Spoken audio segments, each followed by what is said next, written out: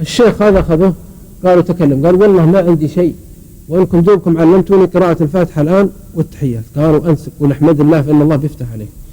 هو يسمع كلام من الراديو مرة ومن الوعظ مرة ويشبك هذه بهذه ويجمعها، فوقف مثل الدرج والخروف وأمير المؤمنين. قال فوقف عليه قال أيها الناس عليكم بالصبر. اللي حدثني شيخ موجود في الخرج يحيي ويرزق الآن طالب علم ثقة. قال أيها الناس عليكم بالصبر، الرسول صلى الله عليه وسلم أوذي هو أبو بكر في مكة، هذا وانت ماشي، فخرج من مكة وطب في البحر فضرب البحر بعصاه، انتقل الآن.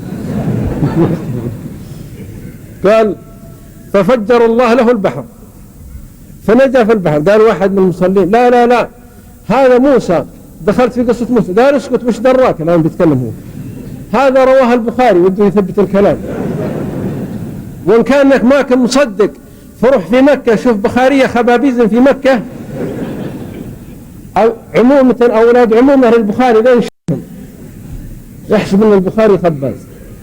البخاري في مكة وعنده الصحيح ويظن لأنه صكوا بالبخاري أنه بيسكت لأنه يشبه المشاهور رواه البخاري رواه. قال لا وش دراك القصة في البخاري، وإن كانك شاك في البخاري شوف أولاد عمومته خبابيز في مكة روح انشدهم.